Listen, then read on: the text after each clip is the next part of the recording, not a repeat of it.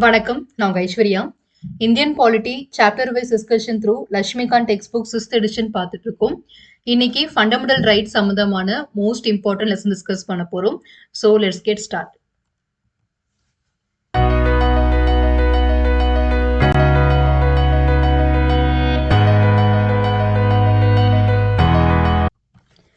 Lesson 115 தான் இன்னைக்கு நம்ம பார்க்க போறது.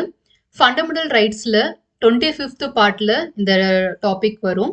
என்ன தலைப்புன்னு பார்த்தீங்கன்னா protection in respect of conviction for offences அப்படின்னு சொல்லக்கூடியது.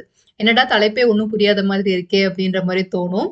ஆக்சுவலாக இது எந்த ரைட்ல வரும் அப்படின்னு பார்த்தீங்கன்னா ரைட் டு ஃப்ரீடம் நம்ம பார்த்துட்டு இருக்கோம் இல்லையா. ஸோ சுதந்திரத்திற்கான உரிமை அப்படின்னு சொல்லக்கூடிய கேட்டகரியில தான் இந்த உரிமை இந்த ரைட் வந்து வரும். ஆர்டிகல் 20ல கவர் ஆகக்கூடியது. ஸோ ஆர்டிகல் 19 நம்ம கம்ப்ளீட்டாக முடிச்சிட்டோம் இல்லையா. ஸோ ஆர்டிகல் 20 ரொம்ப ரொம்ப இம்பார்ட்டன்ட் ஆனது. இந்த வீடியோவில் பார்த்தீங்கன்னா நீங்கள் நிறைய விஷயங்கள் வந்து புதுசாக கற்றுப்பீங்க.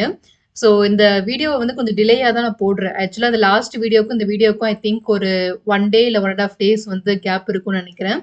ஆக்சுவலாக ஏன் இந்த டிலே அப்படின்னா நிறைய விதமான கேஸ் ஸ்டடீஸ்லாம் பண்ண வேண்டியதாக இருந்துச்சு. So for Lakshmikant polity text புக்கில் இந்த அளவுக்கு நான் ரிசர்ச் பண்ணதே இல்லை இந்த டாபிக் எடுக்கிறதுக்குமே. சிட்டிசன்ஷிப் கூட பார்த்தீங்கன்னா லைக் ஓசிஐ இதெல்லாம் நான் வந்து படிக்கும்போது ஐ ரெஃபர் சம் நோட்ஸ். பிகாஸ் அவனுக்கு தெளிவாக புரிய வைக்கணும் அப்படின்னா நான் நிறைய விஷயங்களை படித்து தான் சொல்ல முடியும். எனக்கு அண்டர்ஸ்டாண்ட் ஆகும். பட் சொல்லிக் கொடுக்குற அளவுக்கு நம்ம போகணுன்னும் போது நம்ம நிறைய சோர்ஸ் ரெஃபர் பண்ண வேண்டியதாக இருந்துச்சு. அதே மாதிரி இந்த ஆர்டிகல் 20க்கு வந்து எனக்கு கம்ப்ளீட்டாக சாட்டிஸ்ஃபேக்ஷனே வரல. நான் அகைன் அண்ட் அகைன் நான் அந்த கண்டென்ட் படிக்கிறேன். கண்டென்ட் எனக்கு புரியுது, ஓகே ஃபைன், எனக்கு கன்வே பண்ணிடலாம். ஆனால் ஏதோ ஒரு விஷயம் இதில் மிஸ் ஆகுதே, இன்னும் நம்ம கம்ப்ளீட் கிளாரிஃபிகேஷன் கொடுக்கலையே அப்படின்ற மாதிரி ஒரு விதமான ஃபீல் இருந்துகிட்டே இருந்துச்சு. ஸோ நம்ம ஒரு முறை தான் ரெக்கார்ட் பண்ணுறோம். இந்த சீரீஸ் அப்படின்றது வந்து 100% எனக்கு சாட்டிஸ்ஃபேக்ஷன் வந்தால் மட்டும்தான் நான் வீடியோ ரெக்கார்ட் பண்ணுவேன், இல்லைன்னா பண்ணவே மாட்டேன். ஏன்னா இதை நம்ம கம்ப்ளீட் பண்ணணும் முடிக்கணும் அப்படின்ற ஆஸ்பெக்டில் நான் பண்ணுறதே இல்லை. பிகாஸ் அது பண்ணணும்னா எப்படி வேணால் பண்ணிடலாம். என்னை பொறுத்த வரைக்கும் இந்த டாப்பிக்கில் ஏன் சைட்ல இருந்து என்னோட சாட்டிஸ்ஃபேக்ஷன்ல இருந்து 100% கிளாரிஃபிகேஷன் கொடுக்கணும் அப்படின்றதான் என்னுடைய மோட்டிவ். ஸோ அந்த 100% கிளாரிஃபிகேஷன் எனக்கு வரதுக்கு கிட்டத்தட்ட பார்த்தீங்கன்னா ஒரு லாயர்ஸோடைய கன்சல்ட்லாம் வாங்கி கேஸ் ஸ்டடீஸ்லாம் படித்து நான் வந்து பார்த்துருக்கேன். ஸோ 1 day ஃபுல்லாகவே ஆர்டிகல் 20 சம்மந்தமான நிறைய கேஸ் ஸ்டடீஸ் வந்து நான் ரெஃபர் பண்ணேன். ஸோ அப்போதான் எனக்கு இந்த ஆர்டிகல் சம்மந்தமாக இவ்வளோ விஷயங்கள் பின்னாடி இருக்கா அப்படின்ற மாதிரி தோணுச்சு. ஸோ இதில் நான் படித்த எல்லா விஷயத்தையுமே நான் ரெஃபர் பண்ண எல்லா விஷயத்தையுமே எல்லா கேஸ் ஸ்டடீஸுமே நான் உங்களுக்கு அட்டாச் பண்ணுறேன். கேஸ் ஸ்டடீஸ் பொறுத்த வரைக்கும் நீங்கள் எல்லாமே தெரிஞ்சுக்கணுமா அப்படின்னு கேட்டால் எல்லாத்தையும் ஞாபகம் வச்சுக்கணுமான்னு கேட்பீங்க. கண்டிப்பாக அதெல்லாம் தேவையில்லை. பிகாஸ் நமக்கு ஆல்ரெடி நிறைய ஆர்டிகல்ஸ் அமெண்ட்மெண்ட்ஸ் கண்டென்ட் எல்லாமே படிக்க வேண்டியதாக இருக்குது. ஸோ அதோட நீங்கள் இதை வந்து மர்ஜ் பண்ணிக்காதீங்க. ஜஸ்ட் ஃபார் ரெஃபரன்ஸ் மட்டும் எடுத்துக்கோங்க. ஒரு ஸ்டோரி கேட்குற மாதிரி கேட்டுக்கோங்க, அதுவே போதும். இதெல்லாம் ஞாபகம் வச்சுக்கணும் அப்படின்லாம் எந்த அவசியம் இல்லை. ஸோ இந்த டாபிக் இந்த ஆர்டிக்கலை வந்து ஒரு பெட்டர் அண்டர்ஸ்டாண்டிங்க்கு போகணும், நல்லா புரிஞ்சுக்கணும். ஏன்னா நம்ம படிக்கிற விஷயங்கள் வந்து எக்ஸாமினேஷன் பாயிண்ட் ஆஃப் வியூல நிச்சயமா நம்ம படிக்கல. அதுக்கு மட்டும் படிக்கணும்னா நம்ம மனப்பாடம் பண்ணி கூட எக்ஸாம் எழுதிடலாம், பிரச்சனையே இல்லை. பட் நம்ம ரியல் டைம் அப்ளிகேஷனுக்காக படிக்கிறோம். நாளைக்கு ஒரு பிரச்சனை நம்ம கையில வருது அப்படின்னா ஒருத்தங்க நம்மகிட்ட கிளைம் பண்றாங்கன்னா இல்லப்பா இது படி இது உனக்கு வராது இது வரும் அப்படின்னு நம்ம எடுத்து சொல்ல வேண்டிய இடத்துல நம்ம இருக்கோம். அப்ப இந்த டாபிக் சம்பந்தமான 100% கிளாரிஃபிகேஷன் நிச்சயமா எல்லாருக்குமே வந்திருக்கணும். ஸோ அந்த ஒரு இனிஷியேட்டிவ்காக தான் நான் இதை எடுத்துட்டு இருக்கேன். ஸோ இந்த வீடியோ டிலே ஆன நிறைய பேர் கேட்டுட்டு இருந்தீங்க நெக்ஸ்ட் வீடியோன்னு சொல்லிட்டு.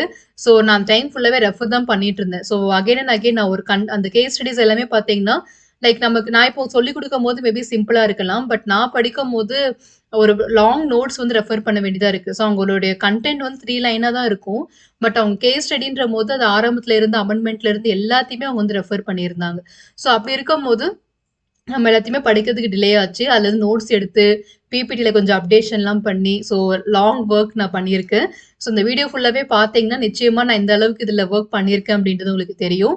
ஸோ இந்த எப்போவுமே வீடியோ ஸ்கிப் பண்ணாமல் தான் பார்ப்பீங்க. பட் இருந்தாலும் இந்த வீடியோவை கம்ப்ளீட்டாக பாருங்கள், எந்த இடத்துலையுமே ஸ்கிப் பண்ணாதீங்க. நிச்சயமாக end of the video you will be getting lot of information. So நான் எந்த அளவுக்கு ஒர்க் பண்ணியிருக்கேன் அப்படின்றது உங்களுக்கே அதுக்கப்புறமா தெரியும். ஸோ எப்பவுமே வீடியோஸ் வந்து டிலேயாக வருது அப்படின்னா ஜஸ்ட் கொஞ்சம் வெயிட் பண்ணுங்க.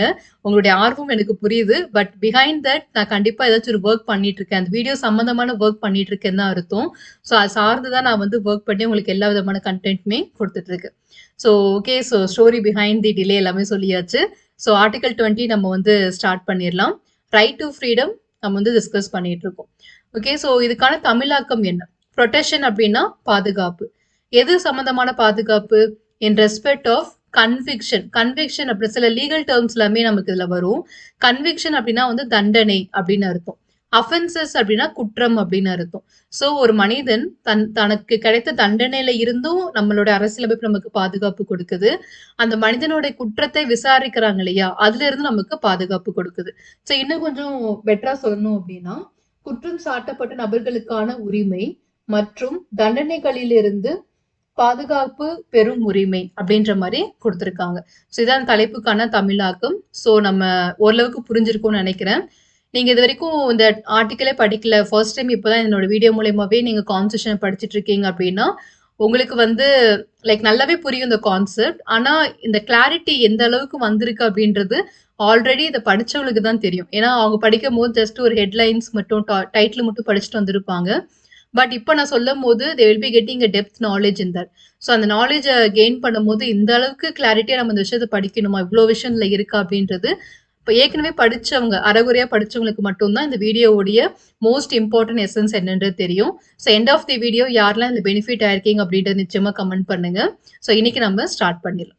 ஸோ ஆஸ் யூஷுவல் நம்ம கண்டென்ட் ஆரம்பிக்கிறதுக்கு முன்னாடி சோஃபார் நம்ம என்னென்ன டாபிக்ஸ்லாம் கவர் பண்ணியிருக்கோன்றது பார்ப்போம் இல்லையா, அதுவே நம்ம ஸ்டார்ட் பண்ணுவோம். லட்சுமிகாந்த் டெக்ஸ்ட் புக் பொறுத்த வரைக்கும் டோட்டல் 11 சாப்டர்ஸ் டிவைட் பண்ணியிருக்காங்க. அதில் ஃபர்ஸ்ட் சாப்டர் பார்த்தீங்கன்னா கான்ஸ்டிடியூஷனல் ஃப்ரேம் ஒர்க் அப்படின்னு சொல்லக்கூடியது. அதை ஃபர்தராக 11 பார்ட்ஸை டிவைட் பண்ணியிருக்காங்க. First part historical background, second making of constitution, third salient features of the constitution, இந்த மாதிரி 1 by 1 இருக்கு. ஸோ நம்ம ஆல்ரெடி 6 பார்ட் கம்ப்ளீட் பண்ணிட்டோம். இப்போ பார்ட் 7 ஃபண்டமெண்டல் ரைட்ஸ் அப்படின்னு டாபிக்ல இருக்கும். ஸோ ஹிஸ்டாரிக்கல் பேக்ரவுண்டில் பார்த்தீங்கன்னா என்னென்ன டாபிக்லாம் வீடியோஸ் போட்டிருக்கின்றதுக்கான இன்ஃபர்மேஷன் இது. மேக்கிங் ஆஃப் கான்ஸ்டியூண்ட் அசம்பிளி தலைப்பு சம்மந்தமாக ஒவ்வொரு வீடியோவை நான் பதிவு பண்ணியிருக்கேன். சேலியன்ட் ஃபீச்சர்ஸ் ஆஃப் தி கான்ஸ்டியூஷன்ஸில் ஆல் டுகெதர் 30 வீடியோஸ் நான் வந்து கம்ப்ளீட் பண்ணியிருக்கேன். அதுக்குண்டான இன்ஃபர்மேஷன்ஸ் எல்லாமே இதில் இருக்குது. அண்ட் ப்ரியாம்பிள் ஆஃப் தி கான்ஸ்டியூஷன்ஸில் தலைப்பு சம்மந்தமாக ஒவ்வொரு வீடியோவை நான் பதிவு பண்ணியிருக்கேன். யூனியன் அண்ட் டெரிட்டரியில தலைப்பு சம்மந்தமாக ஒவ்வொரு வீடியோவாக இருக்கும். அண்ட் சிட்டிசன்ஷிப் அப்படின்ற டாபிக்ல இந்த தலைப்பு சம்மந்தமாக ஒவ்வொரு வீடியோவை நான் பதிவு பண்ணியிருக்கேன்.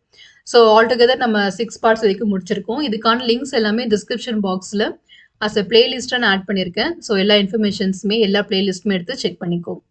ஃபண்டமெண்டல் ரைட்ஸில் சோஃபார் பார்த்தீங்கன்னா இந்த டாபிக்ஸ் எல்லாமே நம்ம முடிச்சிட்டோம். இந்த டிக் மார்க் போட்டிருக்கு அப்படின்னா வி கம்ப்ளீட்டட் த டாபிக் அப்படின்னு அர்த்தம்.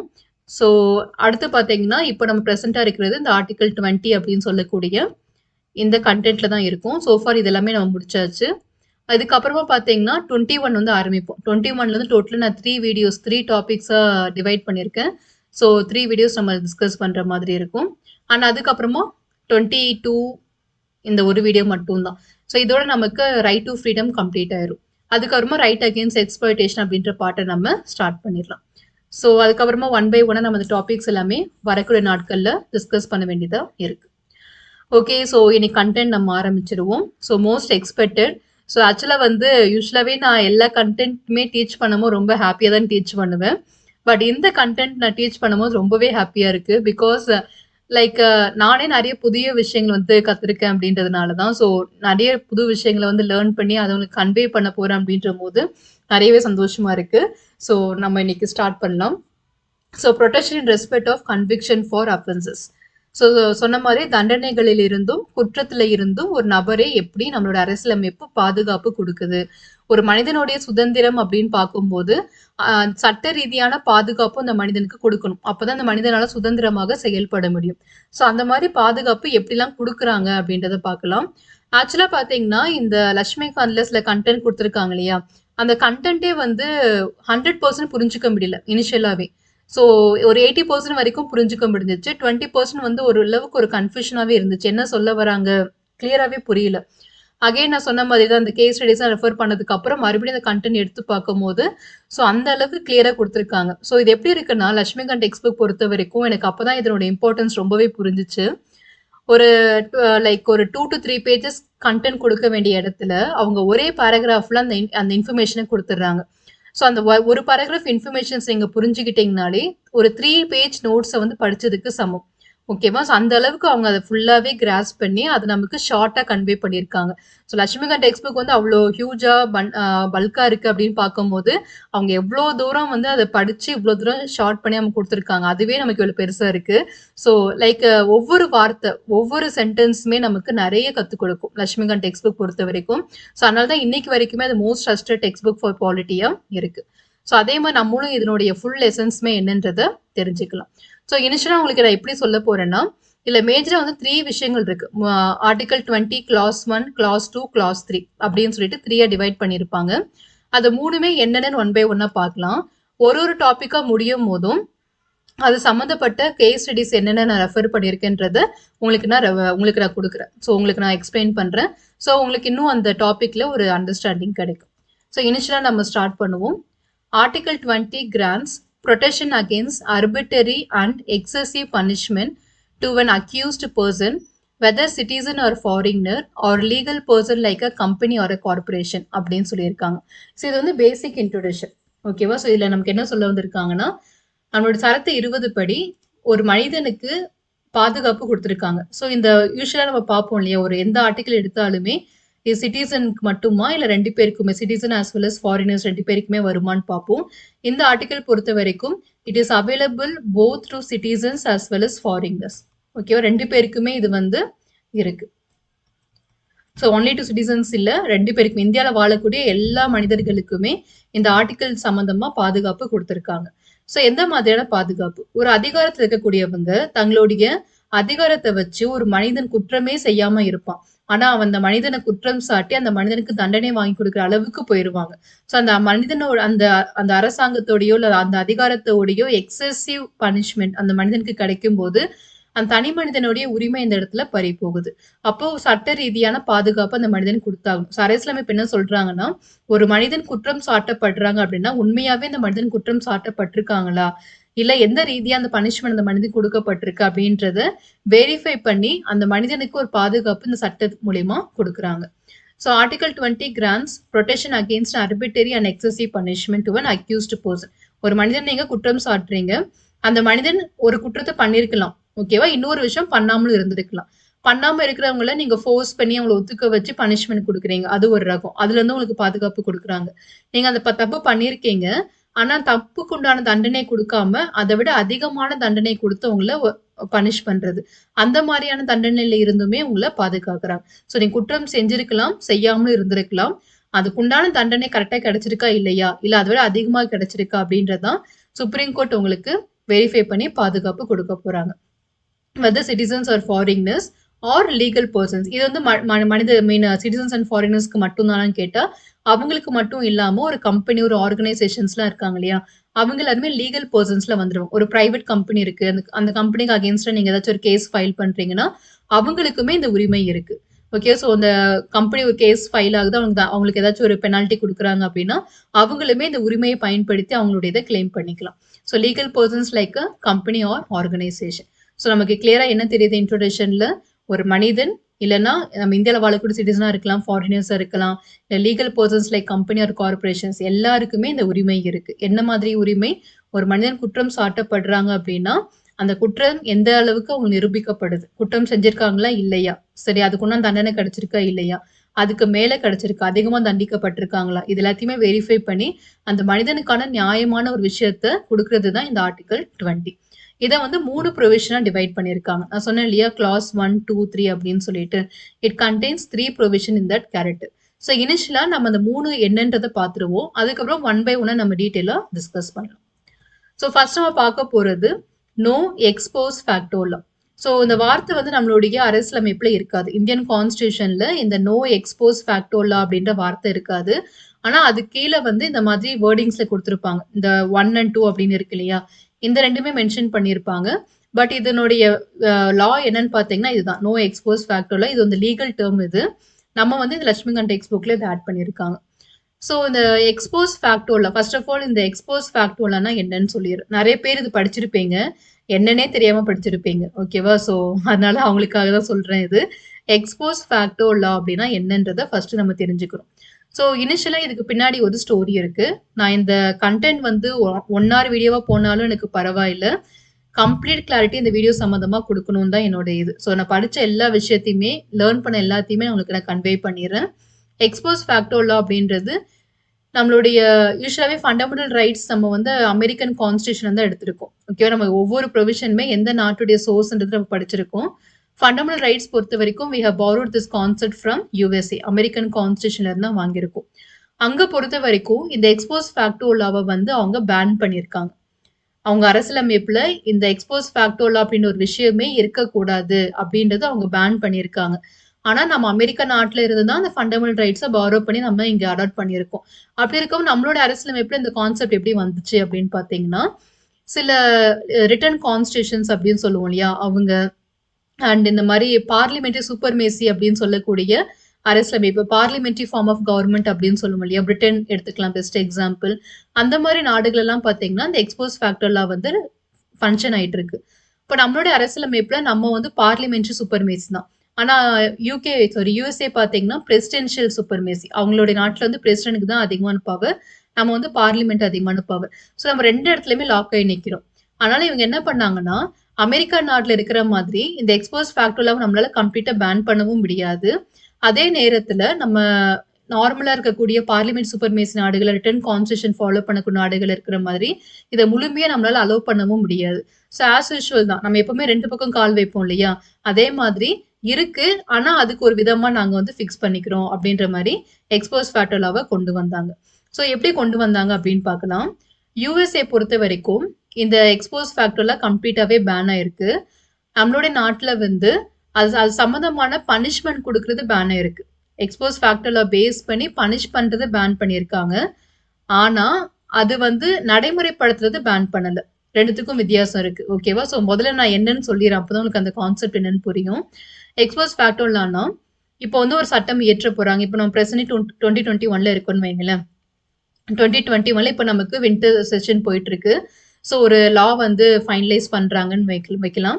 ஸோ டிசம்பர் 15 அன்னைக்கு, டிசம்பர் 15 2021 அன்னைக்கு ஒரு ஆக்ட் வந்து பாஸ் பண்றாங்க. ஓகேவா? ஒரு லா வந்து பாஸ் பண்றாங்க. அப்படி பாஸ் பண்ணும்போது ரெட்ரோஸ்பெக்டிவ்லி இன்னொரு எஃபர்ட் இருக்கு. ஸோ அந்த ரெட்ரோஸ்பெக்டிவ் எஃபெக்ட்னா என்ன அர்த்தம்னா, ரெட்ரோஸ்பெக்டிவ் எஃபெக்ட் அப்படின்னு ஒன்று இருக்கு. அதுதான் அந்த எக்ஸ்போஸ் ஃபேக்டர் லா. நிறைய புதிய புதிய வார்த்தைகள்லாம் அந்த இதுல வரும். ஸோ அதை நினைச்சு பயந்துடாதீங்க. ரெட்ரோஸ்பெக்டிவ் எஃபெக்ட்னா என்னன்னா, டிசம்பர் 15 2021 அன்னைக்கு அந்த சட்டத்தை அமல்படுத்துறாங்க. நடைமுறை இனிஷியேட் பண்றாங்க.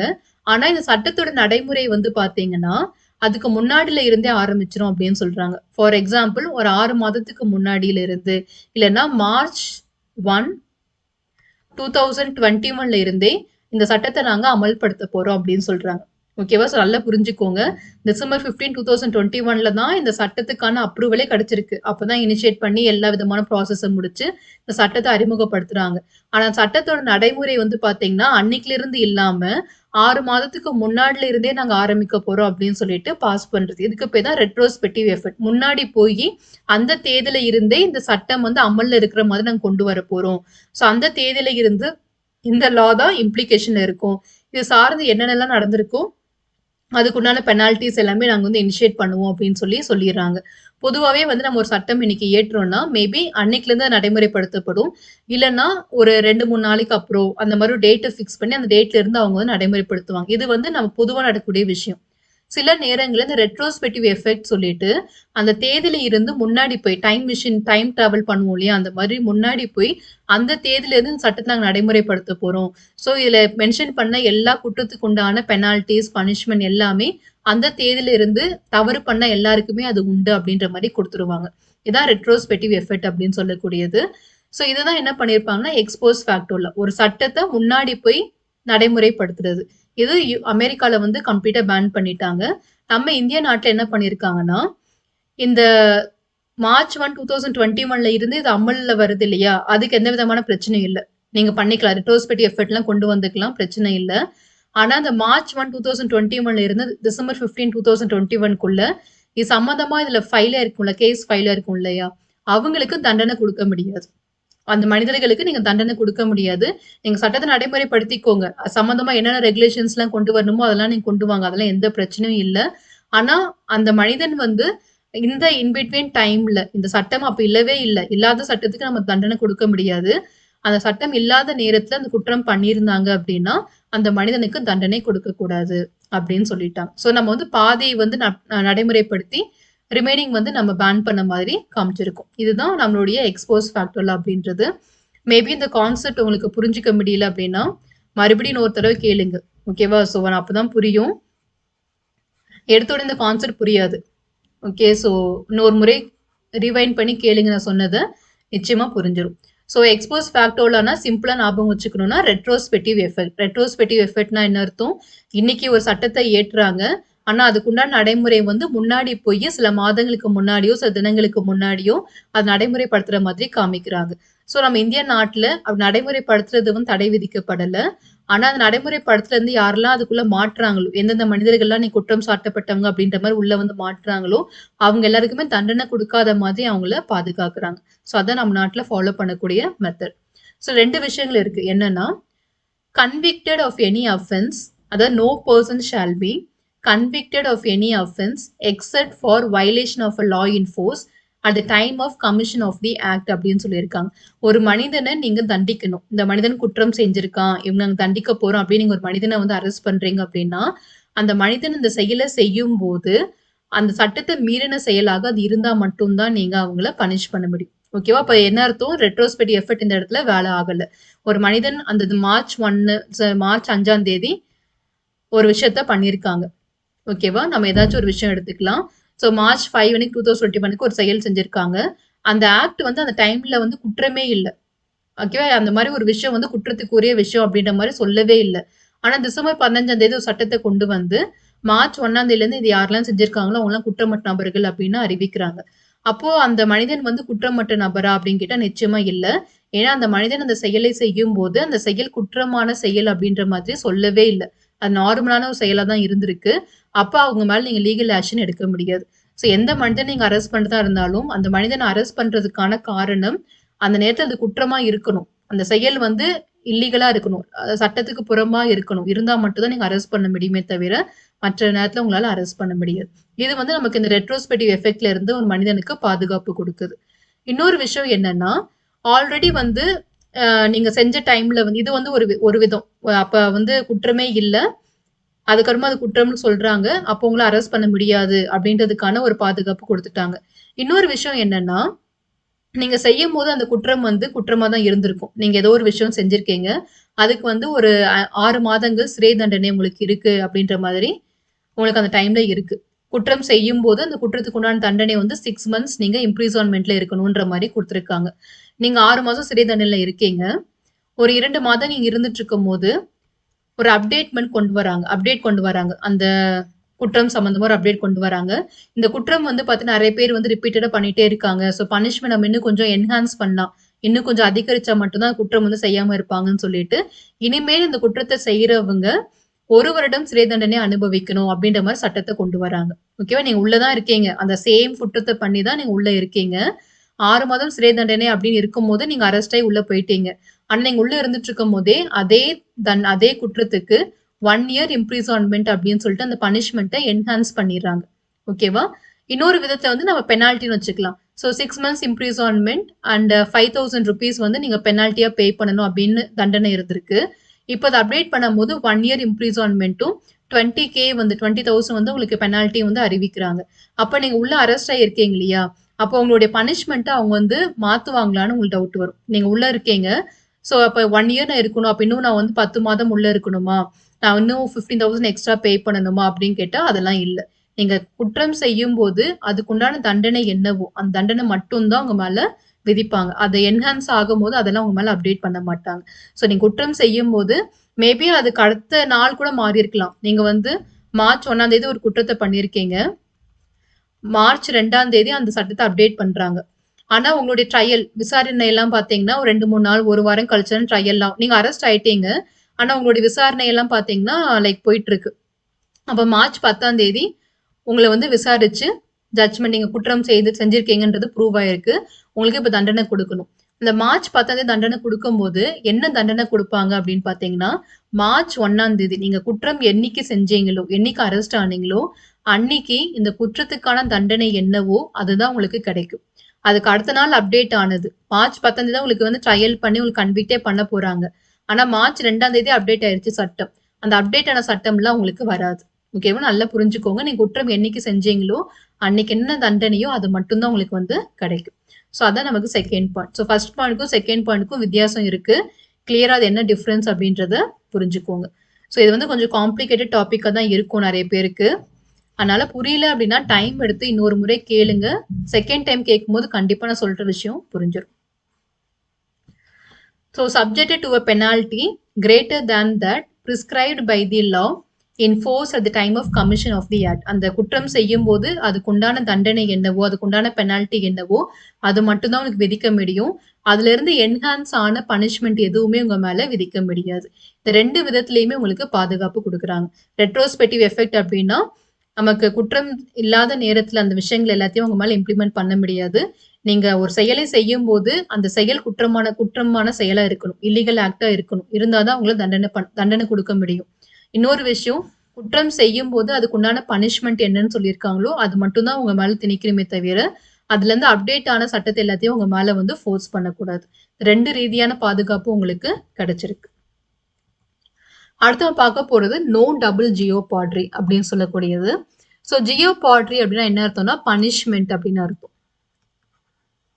தண்டனை அப்படின்னு அர்த்தம்.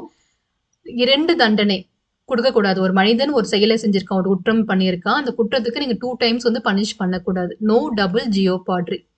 No person shall be prosecuted and punished for the same offense more than once. ஒரே செயல், ஒரே குற்றம் தான் பண்ணியிருக்காங்க. அந்த ஒரு குற்றத்தை நீங்க மறுபடியும் விசாரிச்சு நீங்க தண்டனை கொடுக்கக்கூடாது. ஒரு குற்றத்துக்கு ஒரு முறை தான் தண்டிக்கப்படணும். 2 முறையோ அதுக்கு மேற்பட்ட முறையோ நீங்க தண்டனை கொடுக்கக்கூடாது. ஸோ அந்த டபுள் பனிஷ்மெண்ட்ல இருந்து உங்களை பாதுகாப்பு தரக்கூடிய சட்டம் தான் இது. பின்னாடி நம்ம நிறைய கேஸ் ஸ்டடிஸ் பார்க்கலாம். அந்த கேஸ் ஸ்டடிஸ் பார்க்கும்போது உங்களுக்கு நான் கிளியராகவே புரிய வைக்கிறேன். இப்போதைக்கு அந்த கான்செப்ட் என்ன, அந்த விஷயம் என்னன்றது மட்டும் புரிஞ்சுக்கோங்க. நோ டபுள் ஜியோபாட்ரி அப்படின்னு சொல்லக்கூடியது. அடுத்ததா பாத்தீங்கன்னா நோ செல்ஃப் இன்கிரிமினேஷன் அப்படின்னு சொல்லக்கூடியது. No person accused of any offence shall be compelled to be a witness against himself அப்படின்னு சொல்லியிருக்காங்க. ஸோ நோ செல்ஃப் இன்கிரிமினேஷனா தனக்கு தானே வந்து சாட்சியாக மாற முடியாது. ஒரு மனிதன் குற்றம் செஞ்சிருக்காங்க, அந்த குற்றத்தை நிரூபிக்கிறதுக்கான சாட்சி எங்கேயுமே கிடைக்கல. அப்ப அந்த குற்றம் சாட்டப்பட்ட நபரே தனக்கான சாட்சியாக மாறுவதற்கு வற்புறுத்தப்படக்கூடாது. ஓகேவா? அதுக்குதான் இந்த no self incrimination. No person accused of any offence shall be compelled. அந்த மனிதனை ஃபோர்ஸ் பண்ணி தானா வந்து ஆஜராகிறது. ஸோ சரணடைறதுன்னு சொல்லுவாங்க இல்லையா? அம்மா நான் குற்றம் பண்ணியிருக்கேன் அப்படின்னு அவங்களாவே வந்து சரணடைவாங்க. குற்றம் அந்த தண்டனை வந்து உங்களுக்கு குறைவா கிடைக்கும் அப்படின்றதுக்காக. அது வேற. ஆனா எந்த நபரையுமே நீங்க கம்பல் பண்ணி ஃபோர்ஸ் பண்ணி நீ உனக்கு சாட்சியா மாறு அப்படின்னு சொல்லி நம்ம வந்து ஃபோர்ஸ் பண்ணக்கூடாது. ஸோ அதுதான் no self incrimination. No person accused of any offence shall be compelled to be a witness against himself அப்படின்னு சொல்லியிருக்காங்க.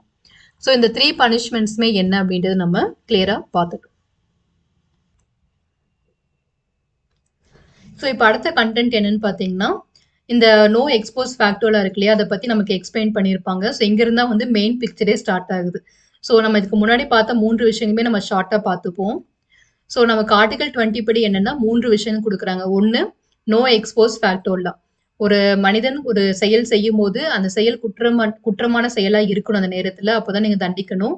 அதே நேரத்துல அந்த குற்றத்துக்கு உண்டான தண்டனை என்னவோ அது மட்டும் தான் நீங்க கொடுக்கணுமே தவிர அதுல இருந்து அப்டேட் ஆன தண்டனை எதுவுமே நீங்க கொடுக்க கூடாது. இது 2மே நமக்கு எக்ஸ்போஸ் ஃபேக்டோலால கவர் ஆகும். ஒரு மனிதன் ஒரு குற்றம் பண்ணியிருக்காங்கன்னா ஒரு முறை மட்டும் தான் நீங்க தண்டிக்கணுமே தவிர ஒரே குற்றத்திற்கு பல முறை நீங்க தண்டிக்க கூடாது. பின்னாடி நம்ம கேஸ் ஸ்டடிஸ் பார்க்கும்போது தெரியும். நோ செல்ஃப் இன்கிரிமினேஷன் அப்படின்னா தனக்கு தானே சாட்சியாக மாறுவதற்கு ஒருத்தங்களை நீங்க கம்பல் பண்ணக்கூடாது. ஸோ இதான் வந்து 3 விதமான பாதுகாப்பு. ஸோ ஃபர்ஸ்ட் இங்க பார்க்கலாம். An exposed factola is one that imposes penalties retrospectively. இதை நான் சொன்னேன். ஸோ ஒரு டேட்ல இருந்து முன்னோக்கி போய் அன்னைக்குல இருந்து இந்த ஃபைனை நாங்கள் அப்டேட் பண்றோம், என்ஹான்ஸ் பண்றோம், பனிஷ்மெண்ட்டை என்ஹான்ஸ் பண்றோம் அப்படின்ற மாதிரி சொல்றது. இன்னொரு விஷயம், அந்த செயல் வந்து குற்றமான செயல் அப்படின்னு அறிவிக்கிறது. 2மே பண்ணுவாங்க. அந்த விஷயம் வந்து வரைக்கும் குற்றமான செயலே வராது, இல்லீகல் ஆக்ட்லேயே வராது. இனிமேல் இதை பண்ணா இல்லீகல் அப்படின்னு சொல்றது வேற. ஆனா அதுக்கு முன்னாடில இருந்தே அது பண்ணவங்க எல்லாருமே இல்லீகல் அப்படின்னு கொண்டு வர்றது வேற. ஸோ இது வந்து சிலரை வந்து பாயிண்ட் அவுட் பண்றதுக்காக இந்த மாதிரி பண்ணலாம் இல்லையா? ஸோ அதெல்லாமே அந்த அதிகாரத்தை வச்சு அவங்க இது கொண்டு வரன்ற போது மக்களை வந்து பாதுகாக்கணும் அப்படின்றதுக்காக தான் இதெல்லாம் அவங்க பண்றாங்க. ஸோ அதுவும் பண்ண முடியாது. பெனால்டி என்ஹான்ஸ் பண்றதும் உங்க மேல வந்து கொடுக்க முடியாது. ஸோ 2 விதமான பாதுகாப்பு கொடுக்குது. That is upon acts already done or which increases the penalties for such acts. So already செஞ்ச குற்றத்திற்கு தண்டனையை இப்போ நீங்க அதிகரிச்சு அந்த மனிதனை வந்து மேலும் மேலும் தண்டிக்க முடியாது. ஸோ அதுக்குண்டான பாதுகாப்பு தான் எக்ஸ்போஸ் ஃபேக்டோ லா கீழ கொடுக்கக்கூடியது. The enactment of such a law is prohibited by the first provision of Article 20. So Article 20 bar 1 clause 1ல நம்ம பார்த்தது no ex-post facto லான்னு பார்த்தோம் இல்லையா? ஸோ அதான் சொல்றாங்க. ஸோ இந்த enactment of such a law இதுக்கு உண்டான ஒரு நடைமுறை வந்து Article 21 படி நமக்கு பாதுகாப்பு கொடுத்திருக்காங்க. However, this limitation is imposed only on criminal laws and not on civil laws or tax laws. இப்போ நம்ம என்னன்னா இந்த எக்ஸ்போஸ் ஃபேக்டர் லா வந்து நீங்க வந்து இந்த மனிதர்கள் மேல கொண்டு வர முடியாது. இந்த மாதிரி ஆல்ரெடி பண்ண குற்றத்துக்கு உண்டான தண்டனை என்னவோ அதான் கொடுக்கணும் தவிர என்ஹான்ஸ் பண்ண தண்டனை கொடுக்க கூடாது அப்படின்னு சொல்லியிருக்காங்க இல்லையா? இது வந்து கிரிமினல் லாஸ்க்கு மட்டும்தான் உங்களுக்கு பாதுகாப்பு கொடுக்குறாங்க. ஸோ கிரிமினல் லாஸ்னா வந்து ரொம்ப பெரிய தண்டனை, லைக் ஜெயில போடுறதா இருக்கட்டும், இல்ல உங்களுக்கு இம்ப்ரிசான்மெண்ட் பெனால்டிஸ் ரொம்ப அதிகமா இருக்கிறது, இந்த மாதிரி கிரிமினல் லாஸ்க்கு மட்டும்தான் உங்களுக்கு இந்த பாதுகாப்பு இருக்கு. சிவில் லா ஆர் டாக்ஸ் லா இதுக்கெல்லாமே இந்த பாதுகாப்பு இல்லை. ஒருவேளை அப்டேட் பண்ண இதுவா இருக்கலாம், இல்ல வேற ஏதாவது விஷயங்களா இருக்கலாம், எல்லாமே வந்து உங்களுக்கு சிவில் லாக்கும் டாக்ஸ் லாக்கும் அப்ளிகபிள் ஆகும். உங்களுக்கு அங்கெல்லாம் வந்து பாதுகாப்பு தர மாட்டாங்க. கிரிமினல் லா சம்பந்தமா கிரிமினல் லா கீழே ஐபிசி கீழேயோ இல்ல கிரிமினல் ப்ரொசீஜர் கோட் சிபிசி கீழேயோ உங்களுக்கு தண்டனை கொடுக்குறாங்க அப்படின்னா அங்க மட்டும்தான் உங்களுக்கு பாதுகாப்பு கொடுக்கப்பட்டிருக்கு. சிவில் லாஸ் கீழேயோ டாக்ஸ் லாஸ் கீழேயோ உங்க மேல ஒரு கேஸ் ஃபைல் ஆகுதுன்னா அங்கெல்லாம் உங்களுக்கு இது பாதுகாப்பு தர மாட்டாங்க. ஏன் அங்க தர மாட்டாங்கன்னா அது எல்லாமே மைனர் பனிஷ்மெண்ட் தான். ஒரு பெனால்ட்டி கொஞ்சமா இருக்கும், இல்லைன்னா ஏதாச்சும் ஒரு விஷயங்கள் இருக்கும். ஸோ அந்த இடத்துலலாம் உங்களுக்கு பாதுகாப்பு கொடுக்க வேண்டிய அவசியம் இல்லை. பட் கிரிமினல் லாஸ் கீழே உங்களுக்கு கொண்டு வரும்போது உங்களுக்கான தண்டனை மிக பெரிதாக இருக்கும். உங்களுடைய வாழ்க்கையே திசை மாறி போவதற்கு வாய்ப்புகள் இருக்கு. ஸோ அதனால அந்த சட்டத்துல இருந்து மட்டும் உங்களுக்கு பாதுகாப்பு கொடுக்குறாங்க. சிவில் லா டாக்ஸ் லாஸ்ல எல்லாம் உங்களுக்கு இந்த மாதிரி பாதுகாப்பு இல்லை. ஸோ இது கிளியரா புரிஞ்சுக்கணும். இந்த பாதுகாப்பு எந்த சட்டத்துக்கு கீழே இருக்கு அப்படின்னா கிரிமினல் லா குற்றம் அப்படி குற்றவியல் சட்டத்தின் கீழே உங்களை அரெஸ்ட் பண்றாங்க அப்படின்னா அங்க மட்டும்தான் உங்களுக்கு இந்த சட்டம் ரீதியா பாதுகாப்பு இருக்கு. அடுத்து பாத்தீங்கன்னா in other words civil liability or a tax can be imposed retrospectively.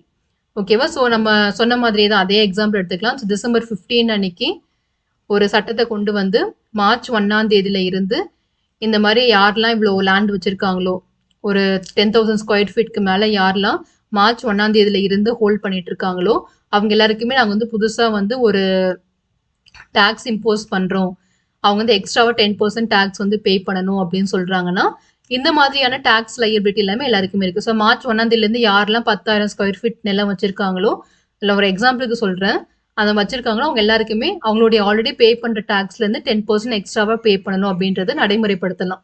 அதெல்லாம் பிரச்சனை இல்லை. ஆனா கிரிமினல் லாஸ் இந்த குற்றம் சாட்டி அவங்களை அரெஸ்ட் பண்றது, இம்ப்ரிசான் பண்றது, பெனால்ட்டி விதிக்கிறது, இந்த மாதிரியான விஷயங்களை தான் அவங்கள வந்து பாதுகாப்பு கொடுக்குறாங்க. So civil liability or a tax can be imposed retrospectively. Further, this provision prohibits only conviction or sentence under an ex post facto criminal law and not the trial thereof அப்படின்னு சொல்லியிருக்காங்க. அதாவது நீங்க கிரிமினல் லா இருக்கு இல்லையா, குற்றவியல் சட்டம் இருக்கு இல்லையா, அதுக்கீழே தான் உங்களுக்கு இது பாதுகாப்பு கொடுக்குறாங்க. உங்களை தண்டிக்கிறது, தண்டனை கொடுக்கறது இதுக்காக தான் உங்களுக்கு பாதுகாப்பு கொடுக்குறாங்களே தவிர இந்த விசாரணையில இருந்து உங்களுக்கு பாதுகாப்பு கொடுக்கலன்னு சொல்லியிருக்காங்க. ரொம்ப இம்பார்ட்டன்டான ஒரு வார்த்தை. ஸோ இந்த நோ எக்ஸ்போஸ் ஃபேக்டோ லா கீழே உங்களை விசாரணையே பண்ண முடியாதா அப்படின்னு கேட்டால் அப்படிலாம் ஒன்றும் இல்லை. விசாரணைலாம் பண்ணலாம், ஆனால் தண்டிக்க தான் முடியாது. ஸோ ட்ரையல் பண்ணலாம், ட்ரையல்னா விசாரணை பண்ணலாம். ஆனால் அந்த எக்ஸ்போஸ் ஃபேக்ட் முன்னாடியே கொண்டு வந்த சட்டத்தையோ இல்லை என்ஹான்ஸ் பண்ண பனிஷ்மெண்ட்டையோ வச்சு உங்களை பனிஷ் பண்ணுறதுக்கு தான் இங்கே வந்து அதிகாரம் இல்லை. ஸோ உங்களை வந்து குற்றம் அதாவது தண்டனை கொடுக்க முடியாது, ஆனால் உங்களை விசாரிக்க முடியும். அதுதான் வந்து இங்கே கொடுத்துருக்காங்க. கிரிமினல் லா கீழே வந்து ட்ரையல் பண்ணலாம், ஆனால் உங்களை கன்விக்டோ இல்லை சென்டென்ஸ் பண்ணுறது தான் பண்ணக்கூடாது. Finally the protection under this provision cannot be claimed in case of preventive detention or demanding security from a person. So இந்த ஒரு பாதுகாப்பை வச்சு ஆர்டிகல் 20 கிளாஸ் 1ல எனக்கு இந்த பாதுகாப்பு கொடுத்துருக்காங்க, இதை வச்சு என்னோட தடுப்பு காவல் நீங்கள் வைக்கக்கூடாது. ப்ரிவென்டிவ் டிடென்ஷன் நம்ம 22ல பார்ப்போம், ஆர்டிகல் 22ல டிஸ்கஸ் பண்ணலாம். தடுப்பு காவல் அப்படின்னு சொல்லுவாங்க. ஒரு குற்றம் செய்வதற்கு முன்னாடியே அந்த பர்சனை அரெஸ்ட் பண்ணி வைக்கிறது. ஸோ குற்றம் செய்யாம தடுக்கிறது. அதுக்கு பேர் தான் தடுப்பு காவல் அப்படின்னு சொல்லுவாங்க. ஸோ ப்ரிவென்டிவ் டிடென்ஷன் வைக்கக்கூடாது அப்படின்னு கேட்கக்கூடாது. அதே நேரத்துல எனக்கு இந்த மனிதன்கிட்ட இருந்து எனக்கு பாதுகாப்பு வேணும், எனக்கு செக்யூரிட்டி ப்ரொவைட் பண்ணுங்க அப்படின்ற மாதிரிலாம் கேட்கக்கூடாது. அதுக்கெல்லாம் இந்த சட்ட ரீதியா உனக்கு பாதுகாப்பு இல்ல. உனக்கு தண்டனை கொடுக்கறதுல இருந்து மட்டும்தான் பாதுகாப்பு கொடுத்துருக்காங்க. ஸோ இந்த உரிமையை வச்சு நீங்க ப்ரிவென்டிவ் டிடென்ஷன்ல இருந்தோ டிமாண்டிங் செக்யூரிட்டியோ எதுவுமே பண்ண முடியாது. ஸோ நான் மறுபடியும் சொல்றதுதான், மறுபடியும் இந்த கண்டென்ட் ஒரு முறை ரீட் பண்ணுங்க. நான் சொல்றதை மறுபடியும் கேளுங்க. 1 or 2 டைம்ஸ் கேட்டீங்கன்னா தான் உங்களுக்கு இந்த கான்செப்ட் புரியும். நான் ஒரு சென்டென்ஸுமே நான் எக்ஸ்பிளைன் பண்ணிட்டேன். எல்லாத்தையும் மறுபடியும் கேட்டீங்கன்னா கிளியரா புரிஞ்சிடும். ஸோ எக்ஸ்போஸ் ஃபேக்டோலா கீழே அடுத்து கொடுத்த கண்டென்ட் இதுதான். அடுத்து பார்த்தீங்கன்னா கேஸ் டிஸ்கஷன் பார்க்க போறோம். ஸோ இதில் நான் ஒரே வீடியோவில் எல்லாத்தையுமே சொன்னேன்னா உங்களுக்கு கன்ஃபியூஸ் ஆக சான்ஸ் இருக்கு. ஸோ இப்போ நான் யோசிச்ச விஷயம் அதுதான். ஸோ என்ன பண்றேன்னா, இந்த கேஸ் டிஸ்கஷன்லாம் இருக்கு இல்லையா, இந்த Kedarnath versus state of West Bengal, Rattanlal, இந்த கேஸ் எல்லாமே எக்ஸ்போஸ் ஃபேக்டோலாவோட சம்மந்தப்பட்ட கேஸ் தான். இதெல்லாம் அந்த கேஸ் டிஸ்கஷன் எல்லாமே நான் அடுத்த வீடியோவில் சொல்கிறேன் உங்களுக்கு. ஒரே டைமில் நம்ம எல்லாத்தையுமே கன்ஃபியூஸ் பண்ணிக்க வேண்டாம். லட்சுமிகாந்த் டெக்ஸ்ட் புக்கில் என்ன கண்டென்ட் கொடுத்துருக்காங்களோ அது மட்டும் இப்போ நம்ம பார்த்துடலாம். இதுக்கு அடுத்து நான் இமீடியட்டாகவே ஒன் ஹவருக்கு அப்புறமா ஒரு வீடியோ கொடுக்குறேன். அந்த 1 ஹவருக்கு அப்புறம் வர வீடியோவில் நீங்கள் அந்த கேஸ் டிஸ்கஷன் எல்லாத்தையுமே ரெஃபர் பண்ணிக்கோங்க. அப்போ தான் உங்களுக்கு வந்து படிக்கிறதுக்கு ஈஸியாக இருக்கும். ஒரே வீடியோனா உங்களுக்கு கன்ஃபியூஸ் ஆக சான்ஸ் இருக்குது. ஸோ அடுத்து பார்த்தீங்கன்னா ப்ரொடெக்ஷன் அகெயின்ஸ்ட் டபுள் ஜியோபாட்ரி அப்படின்னு சொல்லக்கூடியது. ஸோ இது பொறுத்த வரைக்கும் என்னன்னா, இரண்டு தண்டனை அப்படின்னு சொல்லுவோம் இல்லையா, அது is available only in proceedings before a court of law or a judicial tribunal. So என்னன்னா, உங்க மேல வந்து குற்றம் சாட்டப்பட்டிருக்கு, அதுக்கு உண்டான தண்டனை உங்களுக்கு கொடுத்துட்டாங்கன்னு வைங்களேன். அப்படி கொடுக்கப்படும் போது அது ஒரு நீதிமன்றத்துல கொடுத்துருக்கணும். அப்படி இல்லைன்னா சிறப்பு நீதிமன்றம், ட்ரிபியூனல் அப்படின்னா வந்து சிறப்பு நீதிமன்றம், ஸ்பெஷல் கோர்ட்ஸ் அப்படின்னு சொல்லுவாங்க. ஏதர் கோர்ட்லயோ இல்ல சிறப்பு நீதிமன்றங்களையோ அந்த வழக்கு விசாரிக்கப்பட்டு உங்களுக்கு தண்டனை கொடுத்துருக்கணும். அப்படி கொடுத்துட்டாங்கன்னா மறுபடியும் அதே கேஸை வச்சு உங்களுக்கு பனிஷ் பண்ண முடியாது. செகண்ட் டைம் அதை ஹியர் பண்ணி பனிஷ்மெண்ட்லாம் கொடுக்க முடியாது. ஆனா ஒருவேளை இங்க விசாரணை பண்ணாம அட்மினிஸ்ட்ரேட்டிவ் அத்தாரிட்டிஸ் அப்படின்னு சொல்லுவாங்க, நிர்வாக ரீதியாக சில வழக்குகள்லாம் இருக்கு, அங்க உங்களை விசாரணை பண்ணி அங்க உங்களை பெனால்ட்டி கொடுத்து இந்த குற்றம் நீ செஞ்சிருக்க கூடாது அப்படின்னு சொல்லி உங்களுக்கு அங்க பெனால்ட்டி எல்லாம் கொடுத்துட்டாங்கன்னு வைங்கல, பனிஷ் பண்றது கோர்ட்டால தான் முடியும். ஆனா பெனால்ட்டி எல்லாம் உங்களால விதிக்க முடியும் இல்லையா. ஸோ அந்த மாதிரி பெனால்ட்டி எல்லாம் கொடுத்துட்டாங்கன்னா அங்க நீங்க பனிஷ்மெண்ட் ஆல்ரெடி வாங்கிட்டீங்க, மறுபடியும் அதே கேஸ் கோர்ட்டுக்கு வரும்போது நான் ஆல்ரெடி எனக்கு வந்து அட்மினிஸ்ட்ரேட்டிவ் அத்தாரிட்டிஸ் என்ன பனிஷ் பண்ணிட்டாங்க, நீங்க திருப்பி என்னை வந்து விசாரிச்சு பனிஷ் பண்ணக்கூடாது அப்படின்லாம் கேட்கக்கூடாது. கோர்ட்ல விசாரணை பண்ண தண்டனை கொடுத்திருந்தா மட்டும்தான் மறுபடியும் விசாரிக்க முடியாது. ஆனா இந்த மாதிரி டிபார்ட்மெண்டல் ஹியரிங்ஸ், அட்மினிஸ்ட்ரேட்டிவ் நிர்வாகம் ரீதியா உங்களை விசாரணை பண்ணி உங்களுக்கு ஏதாவது பெனால்ட்டி கொடுத்துருந்தாங்கன்னா அதெல்லாம் லா கீழே வராது, சட்டம் கீழே வராது. ஸோ அதனால அந்த இடத்துல எல்லாம் நீங்க வந்து ரெஃபரன்ஸ் எடுத்துக்கூடாது. ஸோ நான் திருப்பி உங்களுக்கு நான் கேஸ் ஸ்டடிஸ் காமிக்கிறேன், அதுல கிளியரா புரியும். ஸோ கிளியரா நீங்க தெரிஞ்சுக்க ஒரு விஷயம் என்னன்னா, நீதிமன்றங்கள் அப்படி இல்லைன்னா சிறப்பு நீதிமன்றங்கள் இது கீழே உங்களுடைய கேஸ் விசாரிக்கப்பட்டு தண்டனை விதிக்கப்பட்டிருந்தா மட்டும்தான் மறுபடியும் உங்களுடைய கேஸ் இயர் பண்றதுக்கு உங்களுக்கு பாதுகாப்பு கொடுத்துருக்காங்க. மறுபடியும் உங்களுக்கு கேஸ் இயர் பண்ணி பனிஷ்மெண்ட்லாம் பண்ண முடியாது.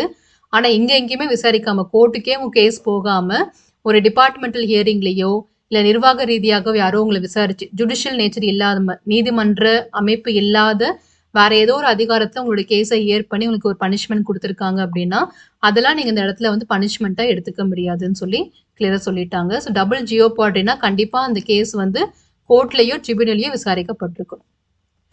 ஸோ அதுக்குண்டான கேஸ் டிஸ்கஷன் தான் இது. ஸோ இங்க வந்து பாத்தீங்கன்னா 2 கேஸ் வந்து நம்ம பாக்குற மாதிரி இருக்கும். Maqbool Hussain versus state of Bombay, AA Mulla versus state of Maharashtra. 2 கேஸுமே நான் உங்களுக்கு கேஸ் டிஸ்கஷன்ல தனியா உங்களுக்கு நான் காமிக்கிறேன். அடுத்து 3வது விஷயம் என்னன்னா வந்து நோ செல்ஃப் இன்கிரிமினேஷன் அப்படின்னு பார்த்தோம் இல்லையா. த protection against self incrimination extends to both oral evidence and documentary evidence அப்படின்னு சொல்லியிருக்காங்க. ஸோ நீங்க ஓரலாகவும் சொல்லலாம், வாய்மொழியாகவும் நீங்க சொல்லலாம், எவிடன்ஸ் சொல்லலாம், அதை உங்களை ஃபோர்ஸ் பண்ணக்கூடாது. அதே நேரத்தில் டாக்குமெண்ட்ரி சப்மிஷன் சொல்லுவாங்க, சில பேப்பர்ஸ் இந்த மாதிரிலாம் இருக்கு இல்லையா, அதெல்லாம் கட்டாயப்படுத்தி சப்மிட் பண்ணணும் அப்படின்ற மாதிரி உங்களை வந்து கட்டாயப்படுத்தக்கூடாது. ரிட்டன் அப்படின்னு சொல்லுவாங்க, எழுதுபூர்வமாக தான் இந்த டாக்குமெண்ட் எவிடன்ஸ்னு அதுதான். ரிட்டன் ஃபார்மேட்ல நீ எழுதி கொடுத்தே ஆகணும் அப்படின்ற மாதிரி உங்களை யாருமே ஃபோர்ஸ் பண்ணக்கூடாது. ஸோ ஓரலாகவும் சொல்ல ஃபோர்ஸ் பண்ணக்கூடாது, ரிட்டனாக கொடுக்கணும் அப்படின்ற மாதிரி உங்களை ஃபோர்ஸ் பண்ணக்கூடாது. இது எல்லாமே பண்ணக்கூடாது அப்படின்னு சொல்லி இந்த கிளாஸ் 3 மூலியமா உங்களுக்கு பாதுகாப்பு கொடுத்துருக்காங்க. த protection against self incrimination extends to both oral evidence and documentary evidence. So இது வந்து எதுக்கெல்லாம் செல்லாது அப்படின்னு பார்த்தீங்கன்னா, ஸோ இது ஏன் இந்த 3 பாயிண்ட்டை இன்க்ளூட் பண்ணியிருக்காங்கன்றது கேஸ் ஸ்டடிஸ் டிஸ்கஸ் பண்ணும்போது உங்களுக்கு புரியும்.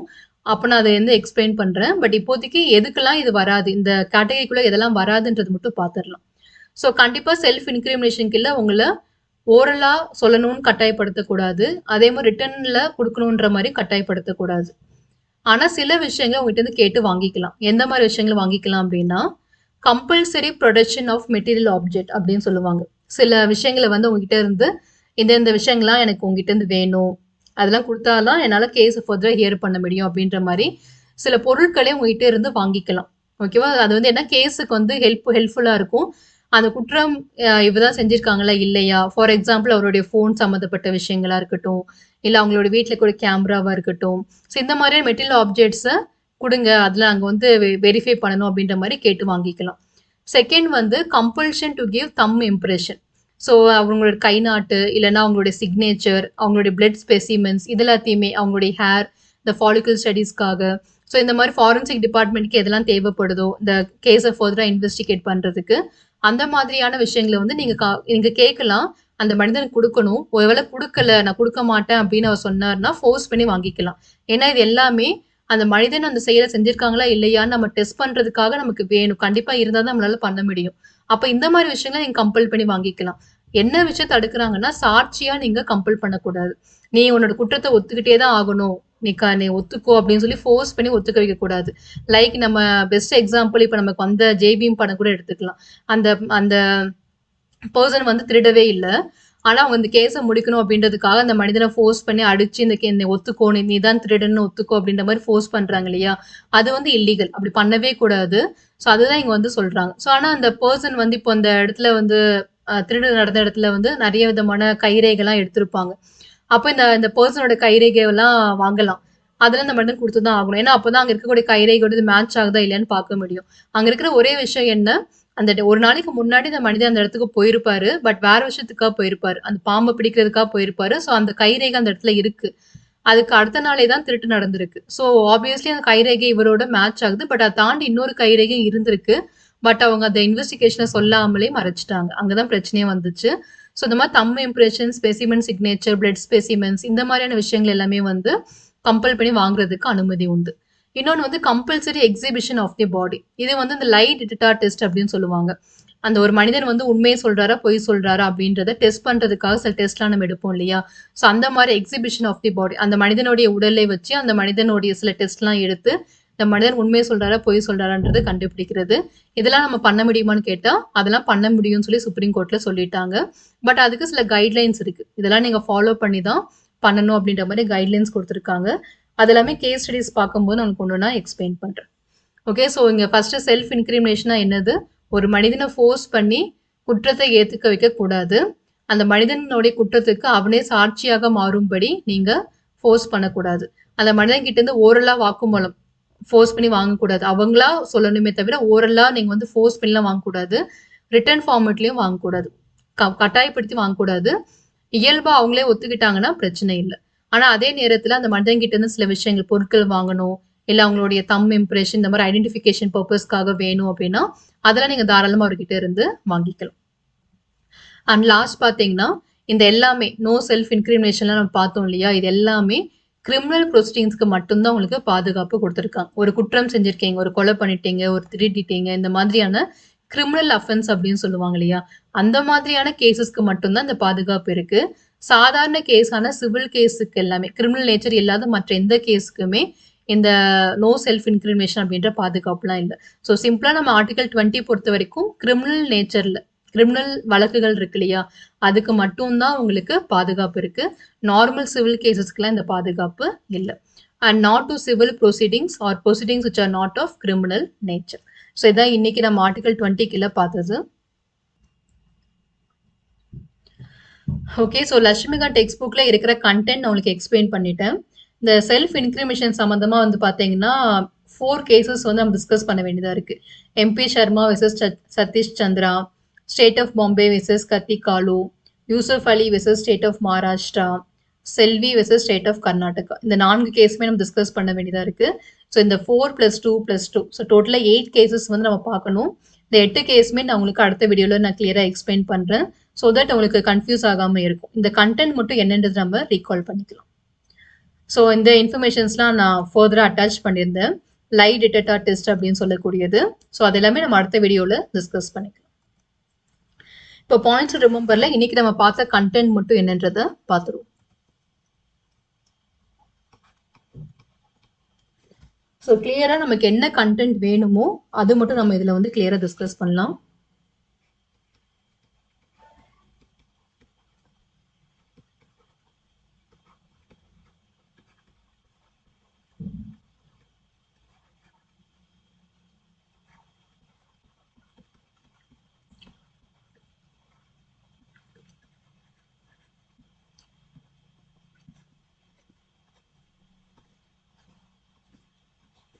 ஓகேவா? ஸோ ஃபர்ஸ்ட் இது வந்து யாருக்கு உண்டானது அப்படின்றது பார்க்கணும். ஸோ ஆர்டிகல் 20 கீழ வரக்கூடியது. ரைட் டு ஃப்ரீடம்ல. So both for citizens as well as foreigners.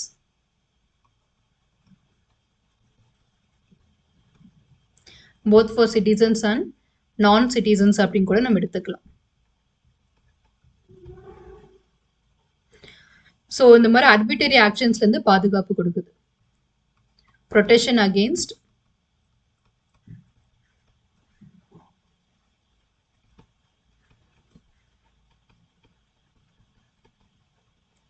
arbitrary action. Okay. So நம்ம இது கீழே பார்த்த விஷயங்கள் வந்து 3 கிளாஸ் நம்ம டிஸ்கஸ் பண்ணியிருந்தோம் இல்லையா? நான் தனித்தனியாவே உங்களுக்கு நான் கொடுத்துட்றேன்.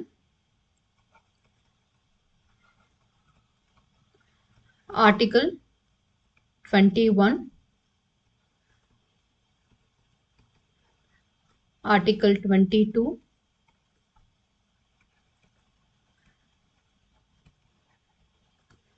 ஆர்டிகல் 23.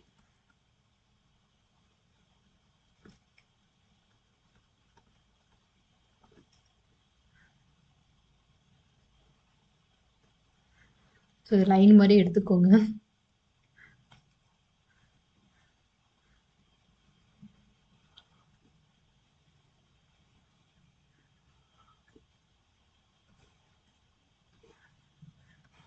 ஓகே.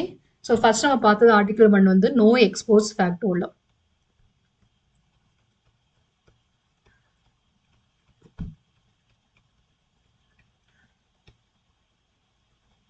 இது வந்து no double ஜியோபாட்ரி.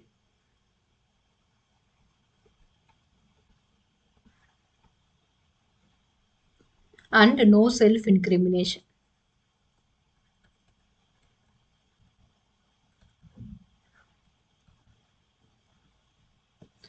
So first point என்ன அப்படின்னா,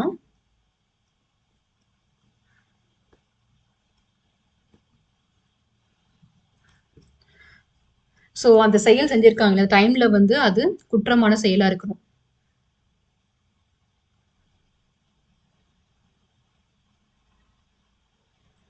It should be a crime at time of commission. அந்த செயல் செய்யும் போது அது குற்றத்திற்குரிய செயலாக அது இருக்கணும். இருந்தாதான் நீங்க ஒரு மனிதனை தண்டிக்க முடியும். 2வது, அந்த குற்றத்துக்குண்டான தண்டனை என்னவோ அது மட்டும் தான் கொடுக்கணும். Penalty or punishment at time of commission. Same thing தான். அந்த குற்றம் செஞ்ச டைம்ல என்ன தண்டனையோ அது மட்டும் அந்த மனிதன் கிட்ட கொடுக்க முடியும். இதை மையமா வச்சு நீங்க வந்து இது வந்து only for criminal sentence, only for criminal laws. Civil and tax லாஸ்க்குலாம் இது இல்லை. Only for criminal acts, not for civil or tax laws. அதுக்கு வந்து இது இல்லைன்னு சொல்லிட்டாங்க. இதை மையமா வச்சு நீங்க ப்ரிவென்டிவ் டிடென்ஷன் கேசஸ்லயோ இல்ல டிமாண்டிங் செக்யூரிட்டிலாம் பண்ண முடியாது. Preventive detention and demanding security.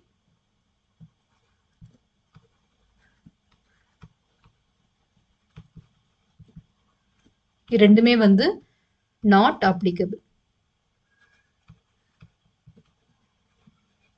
Okay, so இது வந்து நோ எக்ஸ்போஸ் ஃபேக்டர் லா, அதுக்கெல்லாம் நம்ம பார்த்த விஷயம்.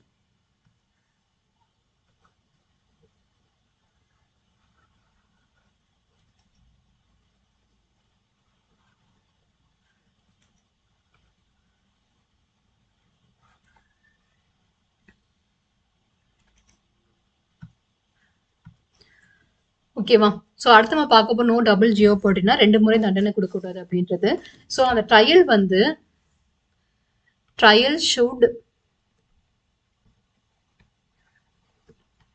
happened in court. விசாரணை அப்படின்றது கோர்ட்ல நடந்திருக்கணும். அப்படி இல்லைன்னா ஜுடிஷியல் ட்ரிபியூனல்ஸ், சிறப்பு நீதிமன்றங்கள் அப்படின்னு சொல்லக்கூடிய இடத்துல நடந்திருக்கணும். அங்க அவங்க பனிஷ் பண்ணியிருந்தாங்க அப்படின்னா நீங்க மறுபடியும் அவங்கள ஹியர் பண்ண முடியாது. So administrative or departmental hearings, administrative or departmental hearings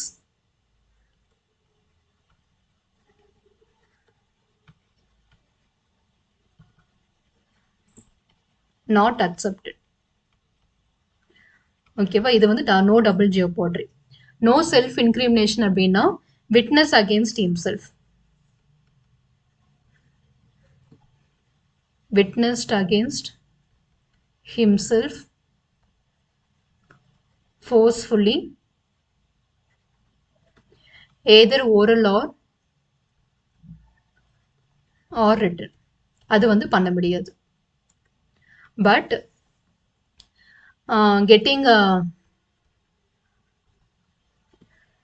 getting specimens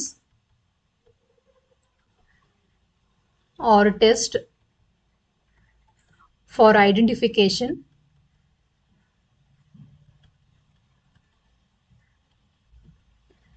is applicable. அது வந்து எடுத்துக்க முடியும்.